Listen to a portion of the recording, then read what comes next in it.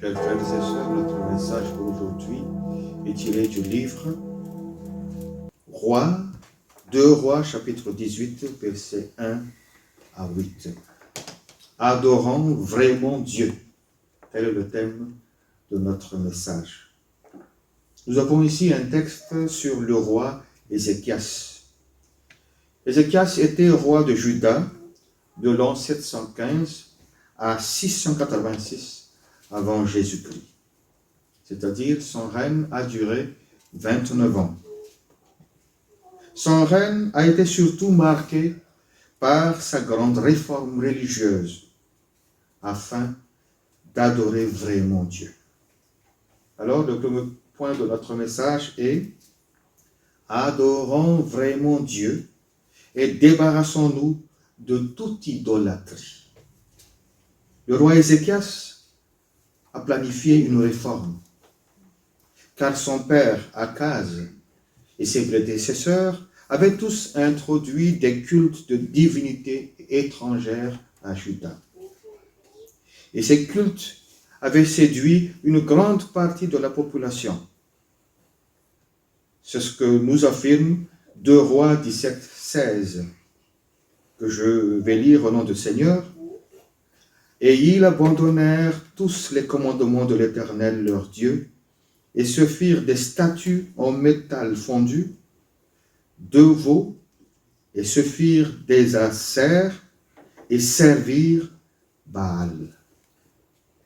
Ici, au verset 4, on nous informe que le roi Ézéchias a ordonné la destruction de ces idoles, car il avait à cœur de faire alliance avec l'Éternel. Le verset 6 nous donne la raison de cette réforme. Il fut attaché à l'Éternel. Il ne se détourna point de lui, et il observa les commandements que l'Éternel avait prescrits à Moïse. Et oui, Ézéchias a été fidèle à Dieu.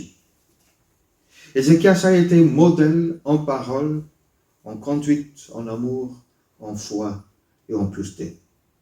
C'est pourquoi on nous informe au verset 7, « Et l'Éternel fut avec lui partout où il allait, et il prospérait. » Chers frères et sœurs, nous aussi, si nous voulons que le Seigneur soit avec nous, si nous voulons vraiment prospérer dans tout ce que nous allons entreprendre, débarrassons-nous de toute forme d'idolâtrie, de quelque forme que ce soit.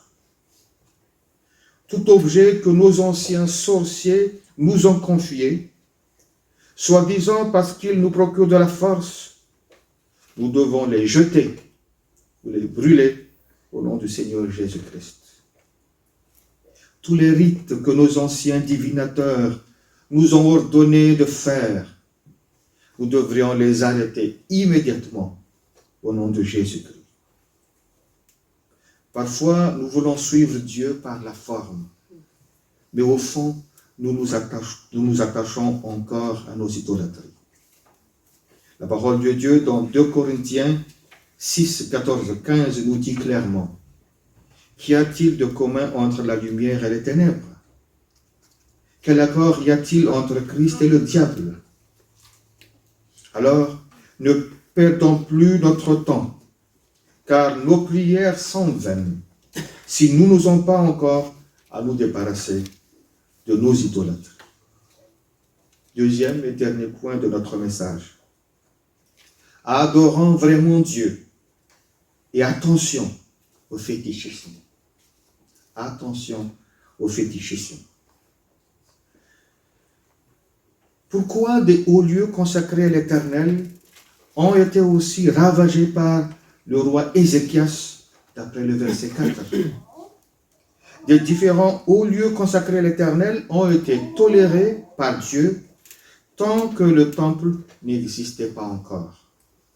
Mais après la construction du temple par Salomon, les différents hauts lieux sont devenus une abomination, justement car les gens pratiquaient plutôt le fétichisme.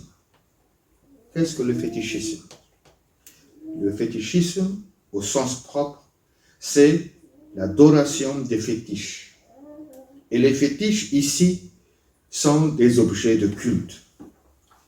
Alors, au lieu d'adorer le vrai Dieu, les gens adorent plutôt les objets de culte. Nous avons tous lu l'histoire de délivrance de Dieu du peuple d'Israël au temps de Moïse, quand l'Éternel a envoyé des serpents venimeux contre eux. Il y a eu beaucoup de morts.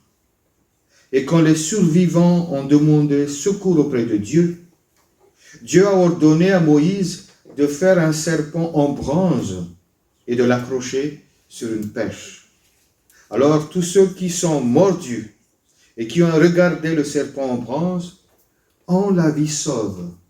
Nous pouvons vérifier cette histoire dans Nombre 21, versets 4 à 9. Mais les Israélites ont soigneusement conservé ce serpent en bronze pendant 700 ans.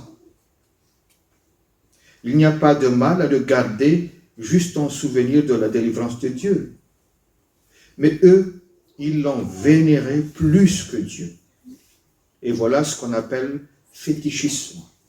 C'est une idolâtrie. Ce serpent en bronze était juste un symbole. Ce serpent n'a pas en lui-même de pouvoir miraculeux. En effet, la religion de l'homme a tendance à garder juste la forme et à oublier l'essentiel, la vraie nature de Dieu. Le serpent en bronze était juste le symbole de Jésus-Christ. Jésus-Christ crucifié sur la croix pour expier les péchés du monde. Jésus crucifié que tout pécheur doit voir avec foi pour être sauvé. Si vous savez combien les gens dépensent actuellement pour avoir ne serait-ce qu'une petite poudre de la croix en bois sur laquelle Jésus-Christ a été crucifié. Car ils croient dur comme fer que cela leur apportera de la grâce de Dieu. Certains font beaucoup d'économies pour pouvoir se prosterner devant le tombeau de Jésus en Israël, car ils pensent que cela leur procurerait une grâce spéciale. Attention, attention au fétichisme. C'est une idolâtrie. Mais nous aussi, parfois nous déposons notre Bible près de nos oreillers la nuit, car nous croyons qu'elle nous protégerait.